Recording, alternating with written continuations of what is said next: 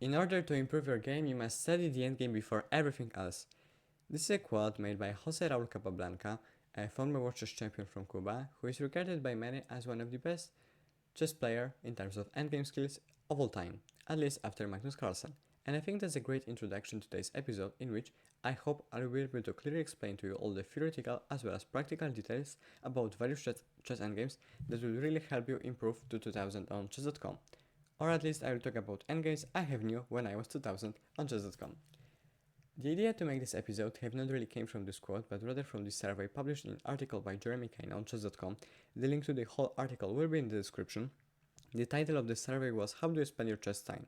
And while the first answer, playing chess, isn't really surprising, you should play chess as a chess player, the others kinda were, at least to me. It turns out that the most popular training methods among all the chess players are to do puzzles, to analyze their games, to watch chess videos, to read books, or buy chess-able course. And all of those things are great.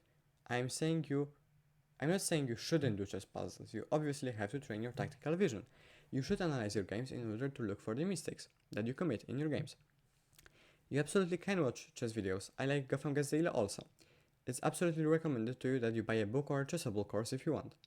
However, you are missing on one key factor, the endgame factor. And I have to agree with Capablanca. You really have to know a grasp of knowledge about endgames before studying anything else. I believe you have many games like this. You gain a great position out of the opening, you capitalize it well in the middle game, you get into the position that should be winning according to the stockfish, and in the rook endgame you manage to draw it or maybe even lose it. And that's a terrifying scenario, and I hope you will have a lot of less that situations after watching this episode. I've came up with the endgame pyramid. Basically, I have looked how often various endgames happen in my games on chess.com. The least common one, of course, were minor piece endgames. And in today's episode, we'll only talk about knight and bishop. Of course, minor piece endgames are knight and bishop. We'll talk about when the bishops are better and where knight shines more than the bishop. We'll talk about how to checkmate with two bishops, but I'm sure most of you know this stuff, or at least you should know this. We'll talk about queen endgames, mostly about queen and pawn endgames, how to stop advanced pawns from promoting if you have a queen. We'll cover a huge section of rook endgames. We'll talk about theoretical positions such as Lucena or Philidor, and we'll talk a lot about practical examples from various grandmaster games. And of course, the most important of them all, we'll begin with pawn endgames. At the end of the episode, I will give you my book recommendation, and overall, I will talk about how to study the endgames. Now let's move to the pawn endgames. I give you a couple of seconds to evaluate this wonderful position from Jeremy Silman Complete Endgame course, but first I have to warn you that in today's episode I will not cover very basic endgames such as the opposition, because I have already recorded an episode called How to Reach 1000 using king and pawn endgames. The link to this will be in the description, so if you struggle what doing and winning very basic king and pawn endgames, you can watch the previous episode and then move to today's harder chapter. The correct way for the white is to play h4. After king d5, we'll be able to capture the pawn on b5. Black will get in time here, and this game will end up in a draw. But the position is not that simple. After king b6, black is suddenly losing. Why? Because now white is able to create a passed pawn. g4, king c6, h5, and suddenly the black king is too far away from stopping the h5 pawn from promotion. You can see white will be able to easily make a new queen. And what that teaches us is the fact that you always, in the endgame, have to ask yourself, what is the strongest point in my opponent's position? And you should easily come with the idea that white can create a passed pawn. Therefore, I should move my king there. And this is a very easy example to illustrate this. The other way around, white can also lose this game after d4. Why? Because suddenly the only advantage of white position, so ability to promote this pawn to a queen after creating a passed pawn, is down after g5. And temporarily, black is a pawn up, because h4 is not possible due to capture and promoting to a queen. And here, black is able to simply promote the pawn after king c3, king c5, using the rule of opposition. Black will be able to make a queen, and after h4, of course, we can capture and promote to another queen. And there are no stalemates idea because this pawn can also move. The last trick is that black can also go king d4, and this is not really a wrong move. After king b4, king e4, king takes b5. Here, black have to be careful, because the most logical move, king f4, draws. Why? Because suddenly the white threat is back in the game. They can play h4. And it turns out that after g takes h4, this pawn is able to become a queen, so this is a totally drawn position. And if you would capture this pawn with the king, now the white pawn is captured to exchange itself for this g5 pawn, and this is of course a draw. So what this endgame teaches us is that you have to identify what is the weakest and the strongest thing in your opponent position. And here white correctly realizes that the weakest point is this g6 pawn, and his strongest ability is to create a passed pawn. Black should realize this also and move this king to d5. And now let's move to the harder examples. Now let's talk about the triangulation. And I have to say that may sound scary, but I can assure you this is not, and you don't need geometrical skills to do that. Let's look at this position. And here many people would say this is a draw because white is unable to make progress. King f8 for example, king e6, and now king e8. And white is unable to go there or there or there. And after f7, this is a stalemate, and therefore a draw. So after king f5, king f7, and we have reached the starting position. The correct way to win this, and the only way to win this, is to play king e5, and after king f8, go king f4. We are doing this little triangle. And here after king f7, we have just reached the same position, but it's now black to move, and therefore we are able to enter here, capture this pawn, and achieve a simply winning position. However, black can also go with king g8, and here we cannot go king f5 because this would be the same position and also a repetition. We have to go king e4 here, and after king f8. Important note again, after king f7, king f5, and this is a win. King f8, king e5, so we are doing this kind of triangle with king e4, king e5, and now we will complete this with king f5. And we have again reached the position in which we have a tempo advantage because black is forced to move, and this is a Zugzwang, and black simply is losing in this position. They can go, so instead of king f7 they can go king e8, but now king e6 works because after king f8, f7 works because black is able to escape, and we can simply promote to a queen. In this position, white pawns are separated by one square. However, this is a still winning position for the white side, because after king h5, f5 is a crucial move here. The king cannot take this pawn due to the fact that just f pawn is running away. King h6, therefore king b2, bringing a king closer, but actually giving black a turn, so wasting a tempo to give black a turn. Again, after king h5, we are able to bring our king not here but here closer, so they cannot repeat this maneuver. King g7 then, and here crucial h5, because after king c3, king f6, this is a draw, because again black will be able to gain those two pawns with ease. And that's another example why you should always think about every move in the endgame, especially in the pawn endgame, because if you would blitz out king c3, this would be a draw. But you are a smart player and you play h5, king f6, and you know the drill. Now h6, king f7, and now you can again give a turn to the black side.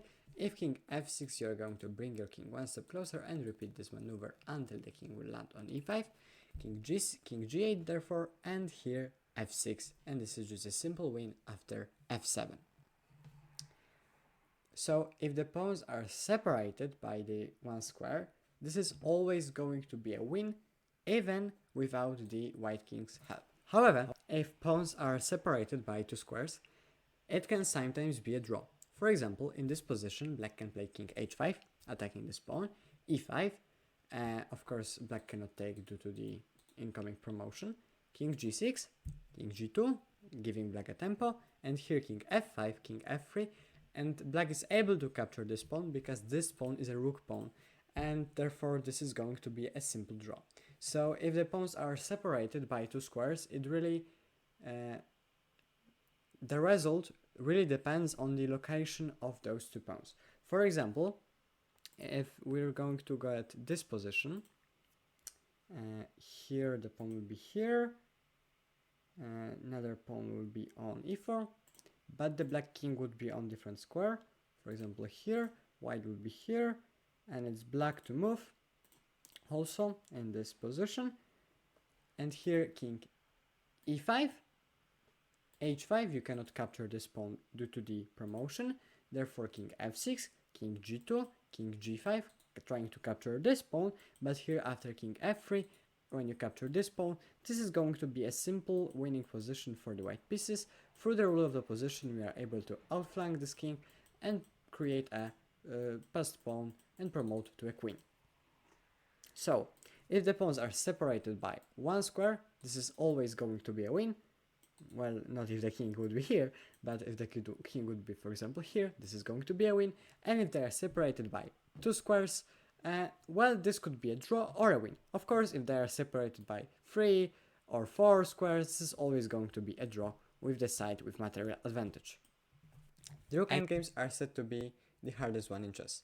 And while I agree with that statement, I have to say that you don't really need to buy a huge chess book covering endgames, Rook endgames, if you want to get to 2000 on chess.com. Let's be honest, the position that you are going to end up with in the endgame will vary from those shown from top grandmaster games in such books. I believe that if you would learn the Philidor and the Lucena position and add to this little theoretical knowledge a decent amount of practice and strategy in the Rook endgames, for example on how to activate your rooks, where should you put them, how to create a good pawn structures in such endgames, you will be easily able to outplay most 2000 players in Rook endgames. And that's why we are going to focus only on those two, so Lucena and Philidor positions, and then we will move to the practical examples of such endgames. This is the Lucena position, and this is a winning position for the white side. The white king is stuck behind the pawn, but this will not be a problem. Here, first of all, we have to cut off this white king from entering this F rank, F file. Rook f1 is a correct approach. Here, after king e6, we are simply able to promote a pawn, so this is a mistake. King g7, and here a crucial move in the Lucena position, rook f4. After rook c3, black doesn't have a clear plan, so he is going to just repeat those two moves. We are going to play king e7, and after rook e3 check, king d6, rook d3, king e6, we are going to zigzag this king to d5 square. Rook e3, king d5, and after rook d3 check, we play rook d4. So the whole idea of rook f4, this is called, by the way, building a bridge. Rook f4 is to cover the check on d3 from the black rook. And here, white will be able to simply promote this pawn on the next move after the exchange of the rook. Of course, black can try king g6, king e7, king g5, trying to get to this rook, but here just simply rook f6, and after rook e2, rook e6, and you are able to promote either way. They can also try rook e2 here, king d6, rook d2, king e6, king g5 here, but here you are able to move your rook with tempo, with rook f5, king g6, and again rook d5, and you will be able to promote. And now let's move to the drawing position for the either side, called the Philidor defense. Philidor position. Philidor defense is an opening, sorry. This is almost an Philidor position. It's white turn to move. And yes, this position might look scary. The black rook on h2 combined with potential king on d3 may threaten various checkmates or maybe the promotion of the pawn, but this position is very natural without even theoretical knowledge to draw. You play rook a3, cutting off the black king, and here black is unable to make any progress, and this is in fact the Philidor position. After rook h1, you are going to shuffle your king on those 4 squares, and black is unable to make any progress, as I have said. Eventually, they will have to play d3. And here you are going to play rook e8, and your plan involves just checking the king forever from behind. Rook h1, they can try doing some moves on h1, h2, but you're going to shuffle your king again, but here on those 2 squares. rook h2, king d1, king e3, and here the crucial rook e8. King f4, we are going to keep checking the black king, and when he steps out from the zone in which he can protect the pawn, you are going to target the pawn and take it. And if he would just keeps in touch with this pawn, you are going to continue, not this, but this also draws. You are going to just continue checking him until the 50 move rule applies. And now let's move to the practical examples of rook endgames. This is arguably the most popular rook endgame you are going to encounter on a club level. This is 3-on-2, white enjoys a pawn up, however the pawns are all on the same side, the king side, and this position is an easy draw for the black side if they know what they are doing. Here, the only thing that you cannot do with the black pieces is to trade the rook. So after rook e7, don't go rook c2, rook e2 and capture the exchanged rooks, because while you'll be able to achieve a totally winning position, they will be able to activate their king, and they always have many waiting moves. For example, g3 here, g6, and your king will be slowly kicked out from defending this pawn. You will be forced to forfeit it. For example, another waiting move is f4, and here after king g8, king f6, king h7, it looks like a draw, but white here have a very clever move, king g8, and you're out of the king move, so you cannot move your king to either way, so you are forced to play g5. Now white will be able to capture this pawn, play h8 with your their king, slowly go for this pawn on h5, and this is of course a winning position. White will be able to promote to the queen. So how to draw this position with the black pieces? Well, just go rook c7, don't panic, they have to figure out a way how to win this. And eventually they will be forced to push the pawns. If they play h4, play h5. If they play g4, play g5. You see the point, just don't give them too much space. Here after, for example, rook e2, g6, this is a dream structure for the black pieces. White is unable to make any progress whatsoever. After rook e8, I skip to the end, rook e8, king h7, king e3, you are going to always be able to check the black king, king f7, rook f7, king f4, rook f7, king e3, and so on and so forth. You can target this pawn. After g4, rook b7 here, and white is losing this pawn, and this is of course a draw. They can also play an instant g4, but again, any pawn trade is almost always beneficial to you. This is just a very easy position to draw. You have a lot of checks. White will not be able to bring their king closer, and yeah, this position will end up in a draw. So important note, don't panic, build this very cool structure, h5, g6, activate your rook, you have always many checks possible, and this should be a draw, just don't trade rooks. And now let's move to the example that shows how to properly activate and place your rook in a much more complex, not really theoretical endgame. This is the endgame from Aleka and Capablanca game, and here white is absolutely winning because they have a very strong outside pass pawn. And the general rule in those situations is you want to put your rook behind the passed pawn. So this is just a very important rook endgame principle, just as you always want to put your rooks on the 7th rank if the king is on the 8th to cut off the black king. I'm sure you know this. Here king f6, and the general plan for the black side is to just go there and capture this pawn. Now king f3, another principle, we are just activating our king. King e5, king e3, h5, stopping g4, king d3, king d5, king c3. We want to go on b4, but unfortunately black is faster, although no need to worry. We go rook a2, threatening rook e2 and maneuvering our rook maybe there. But king b5, and we are going with our king here. We don't really need to be worried about capturing this pawn, because rook takes e5 just loses for the black side. We are able to get to this pawn, and therefore black chooses rook d6, king e5, rook e6, king f4.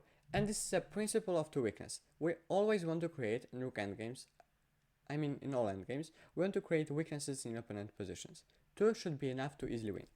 Here we had initially one weakness, this a5 pawn, and the threat of promotion. Now we want to maneuver our king somewhere there, like here, and threaten to capture this pawn. This pawn, f7 pawn, is the base of this pawn chain, and f7 pawn falls, this pawn falls also, and we are having just a totally winning position. King e6, temporarily solving one of the weaknesses. We cannot really push on a6 because the king is there. King g5, rook e5, as you can see we are realizing our plan, rook f5, and here in the game was played, the move f4 was played in the game. However, the simpler solution is king g7, here rook f3, rook cannot really go away from this f file, king g8, rook f6, and now f4. As you can see, the rook has only one square, rook f5, king g7, and now the rook is forced to go away from this and we are simply winning the pawn. However, in the game went f4, rook c5, rook e3, rook c7, protecting this pawn, king g7, rook d7, f5, trying to destroy this pawn chain, g takes f5, king h6, f4, g takes f4, rook d5, and now white should be able, in a couple of moves, maneuver the rook. As you can see, this exchange is totally winning for the white side. We can capture the pawn on f7. Rook e4, very cool move. King e6 now, king h6, threatening to capture after rook takes e5, rook e5, rook e1, we have managed to capture this pawn, king g1, and we are able to capture this pawn, and this is just a simply winning position. Here Capablanca resigned. And now let's move to the last example of practical rook endgames. This position looked like a nightmare for the black side. This pawn is targeted. This pawn can be weak. Is weak actually. Those pawns are doubled and also can be attacked. And black is a pawn down. However, Vasily Smyslov, the 7-4 chess champion, have managed to save a draw. And let me show you how he did this. He played g5 and white capture on h7. He played rook takes a2, active capturing a pawn, and also moving his rook away from the white king. Rook takes a6, king e5. He's heading towards an f3 square. So he's looking for some eternal check/checkmates. Rook takes c6. Very important note, king e4, rook takes c5, and here f4. Black cannot go king f3 because rook capture, and this is a totally winning position for the white side. Here, Vasily Smyslov have managed to come up with a very beautiful idea of playing f4 in order to create an so-called umbrella pawn that keeps the black king protected from any possible checks from the white rook. And here, white has to react because black is threatening checkmate in one. So they played h3, and now rook a1 is just an eternal check. So king h2, and yeah, black is able to check the king constantly, and he have managed to save a draw. What this position teaches us is sometimes the rook activity, especially when the rook is on the 2nd or 7th rank, is way more important than the weaknesses or material advantage. And also, the rook endgames can be saved from even positions that look totally lost. So always be careful in the rook endgames and try to activate your rooks, even though you might sacrifice a pawn here and there. And now let's move to the queen versus pawn endgames.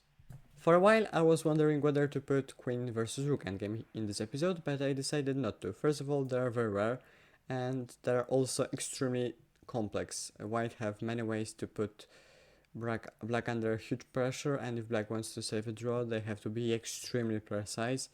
And in my career I have only encountered a couple of them, and well, the side with the rook, also when I was playing with the rook, have fallen very fast to a simple fork or a checkmate. Therefore, I will just put a link in the bio to a very good guide on how to play queen versus rook endgames from both sides.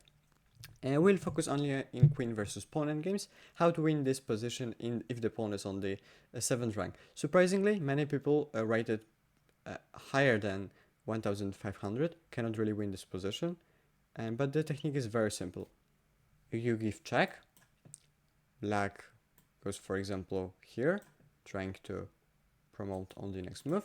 You protect the promotion square, black defends, you give a check, black do the same, and you bring your king closer, again you protect this side.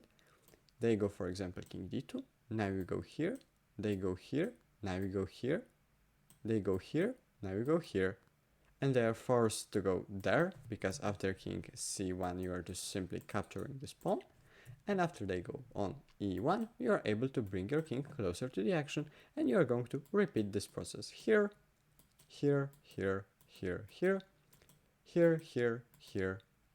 Now you can go. Now you can actually utilize the pin and can go with queen d2. The pawn cannot promote. King f1. You can go here. King here, here, here, here, and you get the same position. Now your king is very close. King d2. You are able to play the queen here. king c1, and you're able to capture and soon checkmate the black king. However, if this pawn would be if this pawn would be here, this is a draw. And you should be able to save this with the black pieces. How? Let's just do the same technique. Queen e6 checking, king goes on f1, we can give them a tempo, king goes on g1, queen check, now we go there, he goes there, we go on g1, threatening a promotion, he goes there, and we go there, and white cannot capture this pawn due to this stalemate, so we are going to be essentially repeating the same process. We are threatening to promote here, and white has to do something to stop it, therefore they are going to give another check, and we are just going to shuffle the king back and forth here, and we'll reach a draw. Of course, if the, let's just shuffle the board again, if the pawn would be here, this is also a draw, but this is just a very simple draw. King goes simply on h1, and yeah, white is unable to do anything. Like they can go, for example, queen c4 here, but you go there, threatening to promote. You have to give a check. Yeah, this will just be a stalemate, and white has no way to push for the advantage. They can try king d6. Now you are threatening to promote here and here. And this will be just a force stalemate in a couple of moves. You are just threatening the promotion, and there is nothing that white can do. And now let's move to the minor piece endgames. Double bishop checkmate. Although it is rare, it's better to know it, and it's very simple.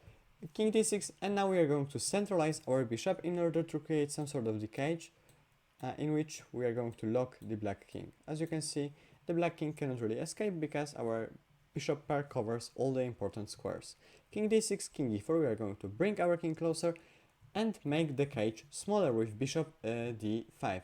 Now the black king cannot really exit from those two squares.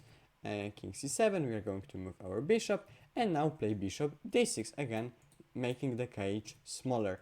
King c8, bishop c6, and we have achieved a first success.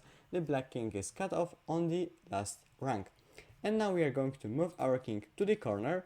King d8, king d5, king c8, king c5, king d8, king b6. Note that the black king cannot escape because the bishops are stopping it. King c8, bishop e7, and now we will start making the cage smaller. So we are just taking away d8 square. Now the king cannot go on d8, so the king is forced to go on b8, and now we are taking away the c8 square. The king cannot go on c8. The king is forced to shuffle on those two squares, and we are able to play a waiting move, bishop g5. The king is forced to go on b8, and now we give a check, and we checkmate with bishop c6. I will give a link in the description for you to practice this endgame against a engine. And now let's move to the bishop versus knight endgame. Just like in the middle game, in open endgames, bishop tends to be better than the knight. In this position, white can attack the pawn on a5 and the pawn on h6 using the dark square bishop.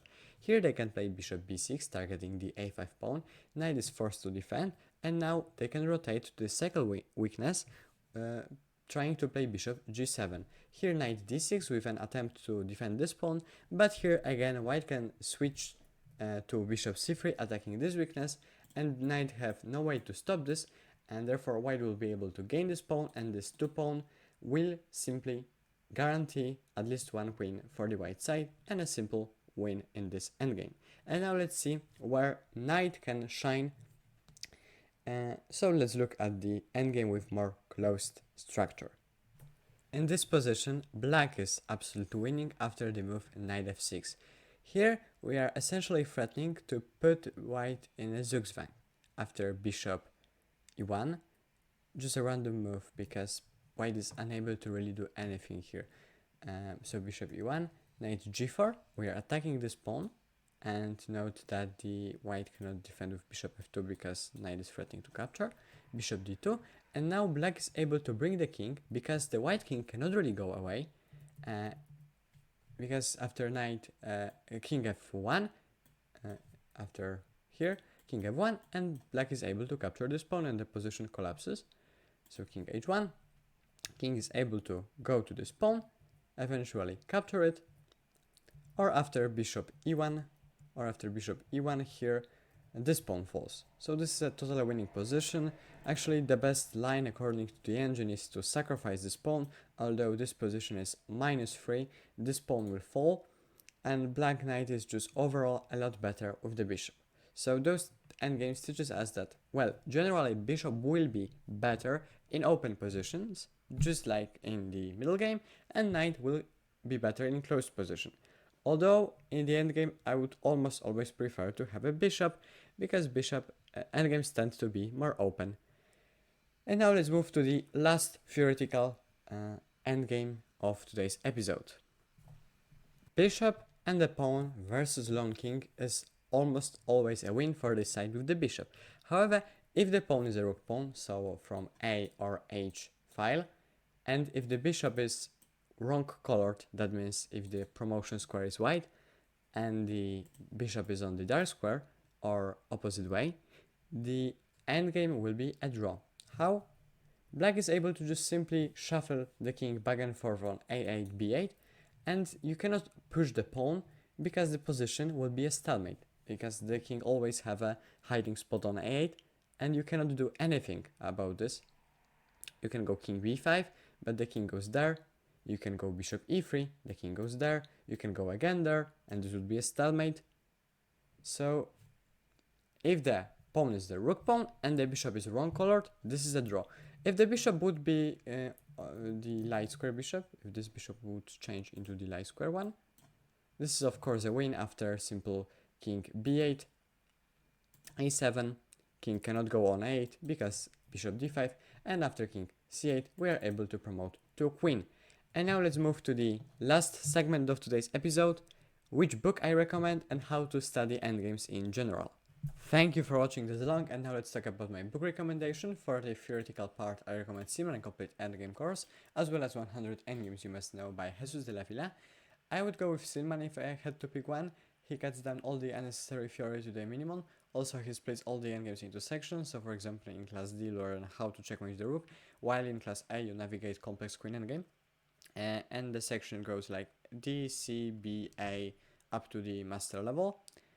While Jesus de la Villa in his book covers all the endgame in a pretty high depth, I would say. So if you want to get, for example, to 2200, I would say Jesus de la Villa book is the one for you. For the strategy book, I highly recommend Sharshevsky Endgame Strategy. Hard surname to pronounce, but a great book. It teaches you how to activate your pieces, how to create long-term plans, how to find weaknesses in your opponent positions during the endgames, and so on and so forth. You can also Google any Grandmaster games. For example, you can watch Magnus Carlsen games, or you can buy a Grandmaster game selection or a Grandmaster tournament book. For example, Zurich International Chess Tournament from 1953. It was a very strong tournament, and in this book you'll be able to see how grandmasters approach different endgames to see can you amplify some ideas in your games. And for general improvement in terms of endgames, I would say devote 10% of your study time to endgames. The best way to study endgames is just by playing endgames. So the best way is to just play chess and analyze the endgames you have played. You can also watch plenty other creators, and the links to Daniel Naroditsky Endgame series and Hanging Pawn Endgame series will be in the description. And if you want to improve not only in endgames but in other parts of chess, I highly recommend to you to join the Improvements Club. There are many prize tournaments. For example, you can win a diamond membership or a chessable course there if you would play well on the tournament. And there are many contests, for example a blog of the month contest or a video of the month contest. Yeah, this video will be my candidature for a video of the month, so wish me luck. And the link to this also will be in the description. You can ask many titled players there for you can ask them various chess questions, for example which opening I should pick for an X rating. And if you stayed this long, I'm very grateful to you. Please leave a like and see you in the next one. Bye.